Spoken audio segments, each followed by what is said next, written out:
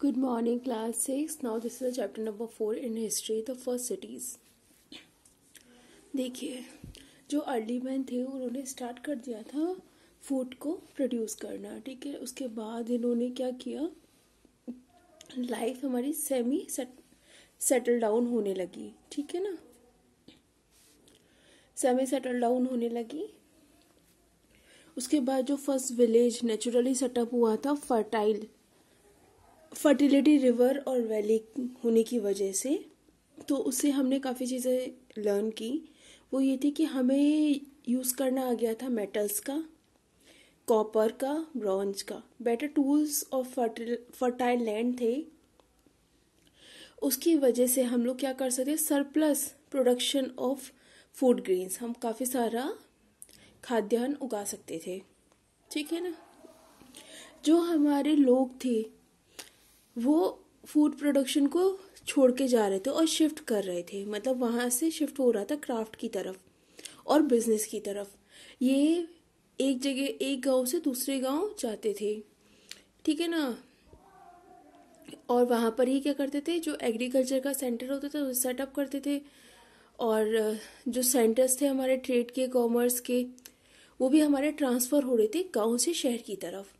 ये जो एरिया था जो कि हमारा सेंटर में था, मतलब यहाँ पे जो हमारे शहर थे वहाँ पे हमारे सेंटर होते थे ट्रेड्स के. ठीक है ना, जैसे कि पूरी तरह से शहर बोला जाता था.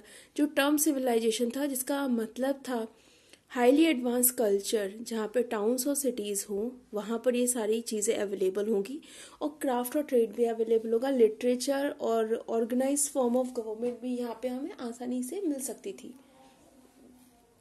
इंडस वैली सिविलाइजेशन की बात करते हैं तो इंडस वैली सिविलाइजेशन हमारी काफ़ी ज़्यादा फैली. अप्रॉक्सीमेटली 2500 BC से लेकर 1500 BC तक.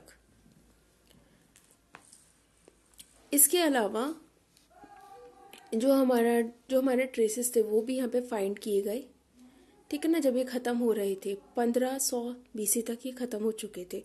इंडिया में जो सबसे पहला डेवलप्ड सिटी था वो हमारा वैली के पास पाया गया, इंडस वैली के पास, जिसकी वजह से उसको हमने इंडस वैली सिविलाइजेशन के नाम से फेमस हुआ. इसके अलावा इसको हम हड़प्पन सिविलाइजेशन, जो कि हड़प्पा में, जो कि फर्स्ट साइट है हमारी सिविलाइजेशन की, जो कि मतलब बाहर निकल कर आई, फेमस हुई, पॉपुलर हुई. Extend in the main sites की बात करते हैं. देखो, जो फर्स्ट सिटी था Indus valley to be excluded, मतलब इंडस वैली से लेकर हमारे हड़प्पन तक, मोहनजोदाड़ो जो कि हमारे इंडस रिवर के पास में था, ये सब थे. फर्दर जो एक्सक्लेवेशन हुआ, ठीक है ना, वो काफ़ी ज़्यादा वास्ट एक्सटेंट हुआ, हमारी सिविलाइजेशन काफ़ी आगे तक स्प्रेड हुई. इसके लार्ज पार्ट थे. ठीक है ना, जैसे नॉर्थ वेस्टर्न, और कुछ पार्ट हमारे सेंट्रल के भी थे.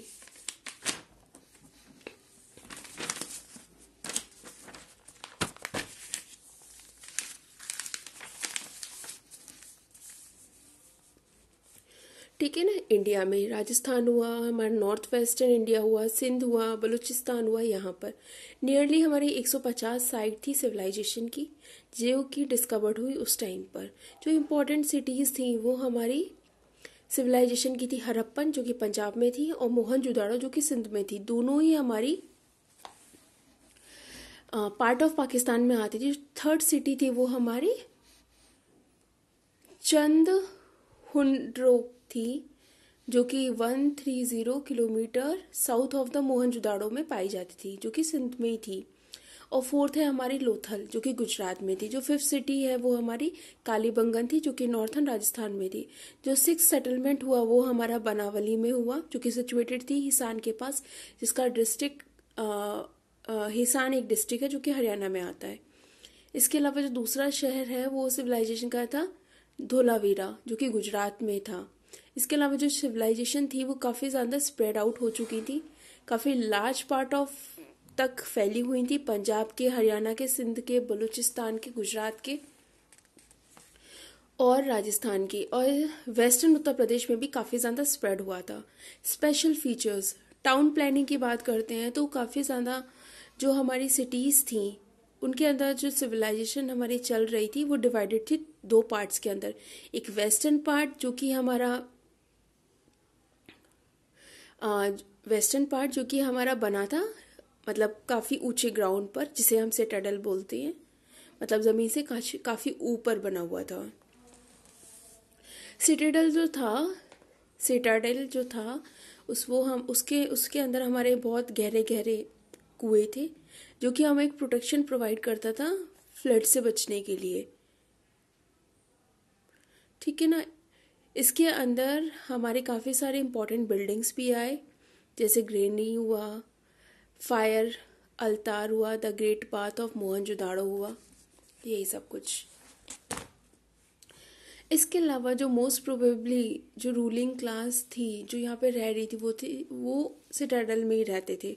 जो लोअर टाउन्स थे वो हमारे ईस्टर्न पार्ट में थे, और जो लोअर लेवल था वो यही था हमारे सिटाडेल से।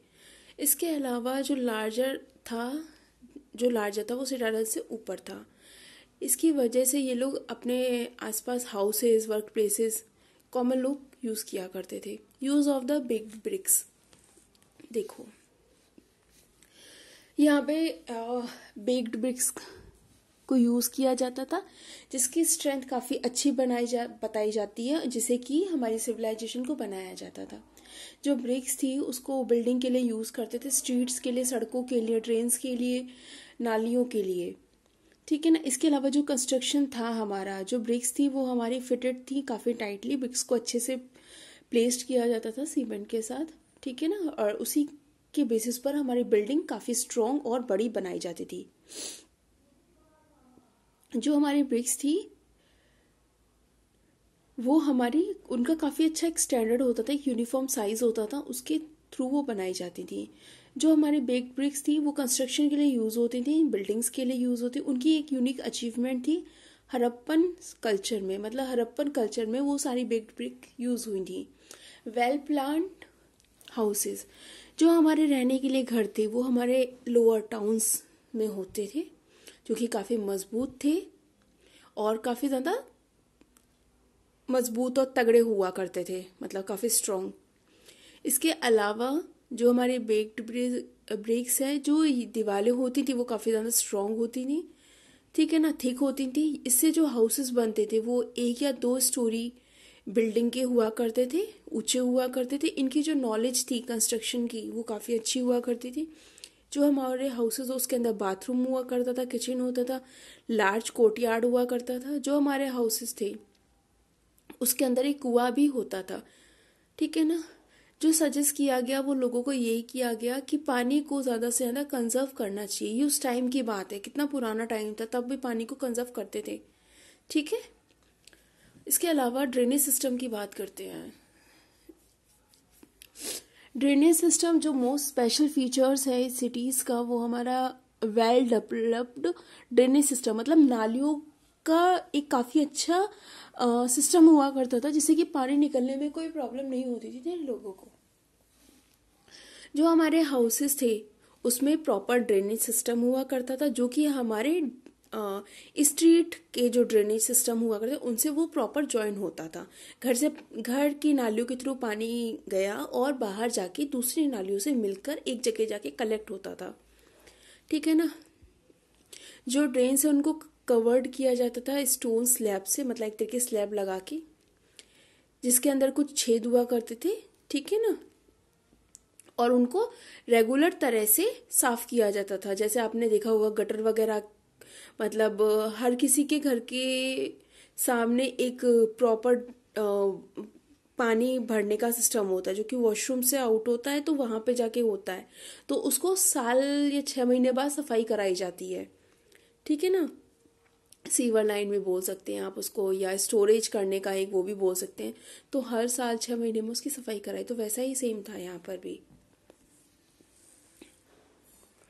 ब्रॉड स्ट्रीट की बात करते हैं। यहाँ पे जो सिटीज़ थी, हड़प्पन सिटीज़ थी, वो काफ़ी नीट थी, सिस्टमैटिक लुक था उनका, काफ़ी स्ट्रेट थी और ब्रॉड स्ट्रीट थी, मतलब काफ़ी लंबी लंबी सड़कें थी।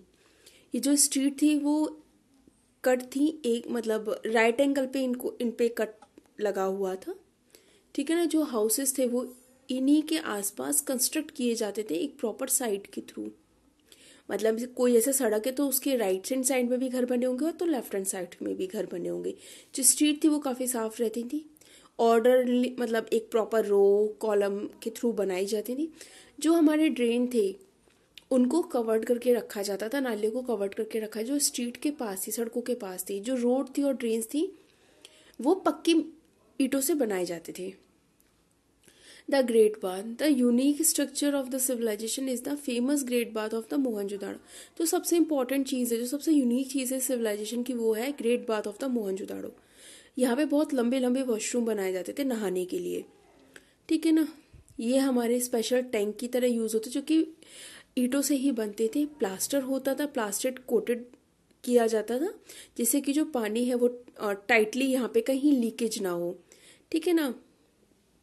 यहाँ पे ब्रिक्स का काफ़ी अच्छा फिटेड सिस्टम लगाया जाता था, मतलब ब्रिक्स को सीमेंट के साथ अच्छे से अटैच किया जाता था और काफ़ी थिक लेयर लगाई जाती थी नेचुरल टार की। टार देखा होगा ना आप लोगों ने, जिससे सड़कें बनती हैं, उसी की, जिससे कि मतलब पानी कहीं से भी लीक कर ही नहीं सकता, ठीक है ना। उसके बाद फिर इनको कनेक्ट किया जाता था।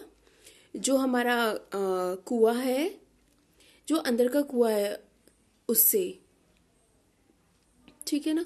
जो पानी खराब होता था वो नालियों के थ्रू बाहर चला जाता था, ठीक है ना। उसकी एक प्रॉपर ड्रेनेज सिस्टम बनाई जाती थी, मतलब एक कुआं खोद दिया जाता था जिसके अंदर सारा गंदा पानी आपका जाएगा। क्या हुआ? मैं वीडियो बना रही ना,